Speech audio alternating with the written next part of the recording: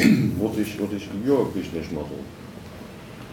Well, our business model, again, we sell a subscription to a stream of functionality, right? So we charge, it's an annual subscription that allows you access to, the products in that set that you subscribe to. So we don't charge on a, license up front and then renewal. It's a very clear, kind of smooth kind of view of what you will pay going forward. And for that, you certainly get our software today, but you get our software going forward. You get support, you get certifications, you obviously get telephone support and all of those things in it. But it's a clear subscription model where it's kind of a smooth stream of payments that you're making. But I think just as importantly, it's a dramatically lower price. And one way to think about it, high level, is our subscription price is similar to most software companies' maintenance prices. So it's almost like you're not paying the upfront license, you're paying a maintenance fee going forward. In 8 years, we've never raised the price. And so find another company that in 8 years has never raised their maintenance prices.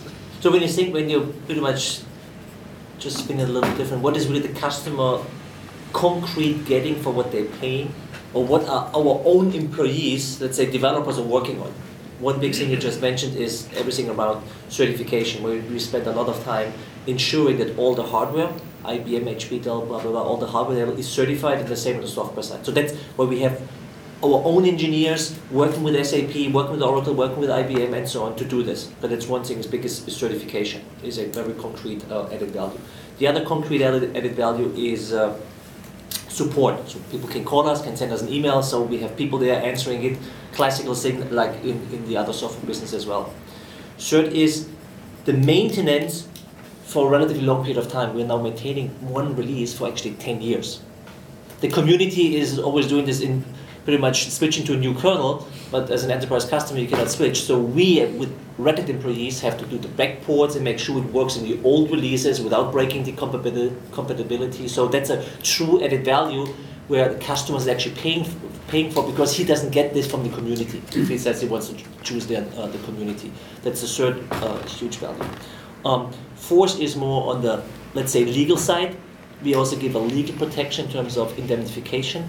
And keep the customers free from potential violation of third-party rights, because Microsoft and others throwing a lot of FUD out there, and that's more or less, we created this, 7 years ago, we created this software assurance, what we call, which is part of the subscription. It's called software assurance, which exactly gives this protection.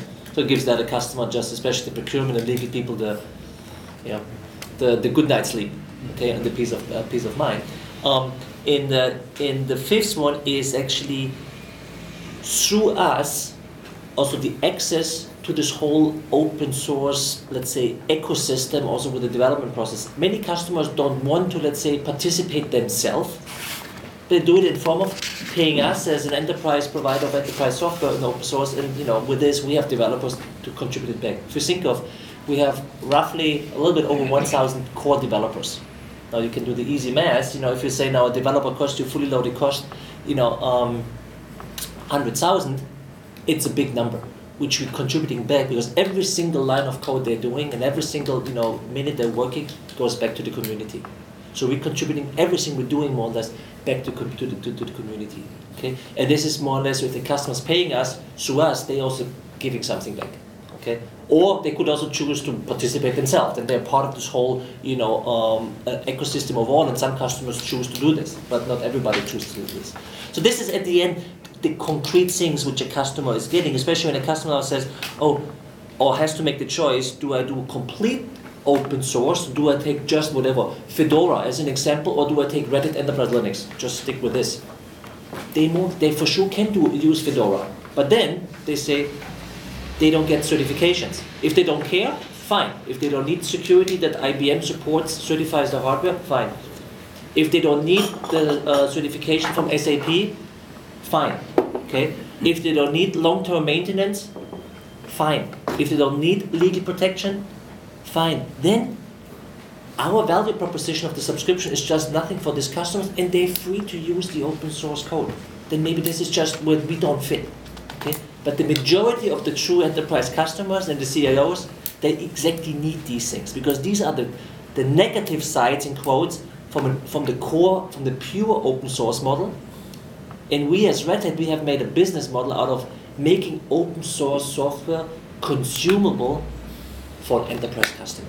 That's our business model at the end, to solving the negative sides, in quotes, or these things which make it impossible for an enterprise customer to use open source software. We offering their solution in form of subscription, and that's what we get paid for, because also we have people on the payroll. Rajiv, unfortunately, he's still asking for money, and Donna is also asking for money, and we have to somehow also come up with this money. It's not coming out of Jim's bank account. Pocket, yeah. Okay, so that's at the end the model, but it's all around adding value, because I always compare with the newspaper subscription. If you have a print paper, if you read what is the biggest newspaper in the Netherlands? I better not say, De because Telegraaf. Well, the Telegraph, you subscribe to it, whatever, for a year, and you get it delivered every single morning. But if they suddenly start to write complete crap, you will just discontinue your subscription. They do already. Okay, if you keep subscribing to them when they start really writing complete crap, then I say, why are you still, subscribing to them? Okay.